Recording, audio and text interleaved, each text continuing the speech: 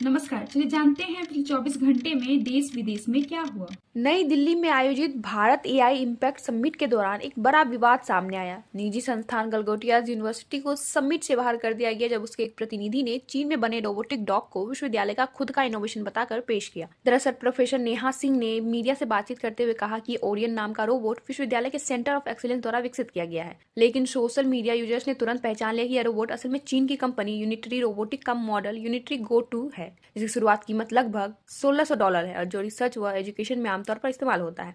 यह मामला भारत के लिए शर्मनाक माना गया, खासकर तब जब देश खुद को एआई और एडवांस मैन्युफैक्चरिंग हब के रूप में स्थापित करने की कोशिश कर रहा है। विश्वविद्यालय ने पहले इस घटना को प्रचार अभियान बताया, लेकिन बाद में माफी मांगते हुए कहा कि प्रतिनिधि को उत्पाद की तकनीकी उत्पत्ति की जानकारी नहीं थी और कैमरे के सामने उत्साह में तथ्यात्मक गलती हो गई। केंद्रीय गृह मंत्री अमित शाह ने पश्चिम बंगाल के नादिया जिले के मायापुर का दौरा किया। यह स्थान भक्ति आंदोलन का प्रमुख केंद्र माना जाता है। शाह की यह यात्रा खासतौर पर मतुआ समुदाय से जुड़ी मानी जा रही है, जो बंगाल की राजनीति में अहम भूमिका निभाता है। उन्होंने मतुआ महासंघ के संस्थापक हरिचंद ठाकुर और गुरुचंद ठाकुर की सराहना करते हुए कहा कि उन्होंने सामाजिक समानता, शिक्षा और अस्पृश्यता के खिलाफ बड़ा आंदोलन चलाया।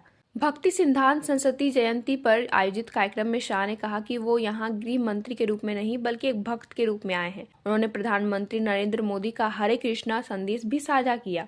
सूत्रों के अनुसार यह दौरा चुनाव से पहले मतुआ समुदाय के साथ संबंध मजबूत करने की रणनीति का हिस्सा हो सकता है। हालांकि पार्टी नेताओं का कहना है कि इस यात्रा में राजनीति शामिल नहीं थी।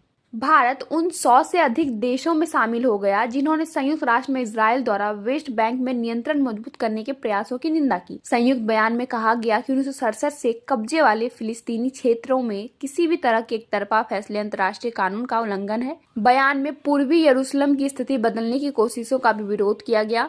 यह फैसला खास इसलिए अहम है क्योंकि प्रधानमंत्री नरेंद्र मोदी की इजराइल यात्रा प्रस्तावित है, जहां उनके इजरायली संसद को संबोधित करने की भी संभावना है। बॉम्बे हाईकोर्ट ने एक अहम फैसले में कहा कि जिस बच्चे का पालन पोषण केवल मां ने किया हो, उसे पिता का उपनाम और जाति अपनाने के लिए मजबूर नहीं किया जा सकता। यह मामला 12 साल की बच्ची से जुड़ा था, जिसने स्कूल रिकॉर्ड में अपनी जाति मराठा से बदलकर अनुसूचित जाति करने की मांग की थी। स्कूल ने माध्यमिक विद्यालय संहिता का हवाला देते हुए आवेदन खारिज कर दिया था।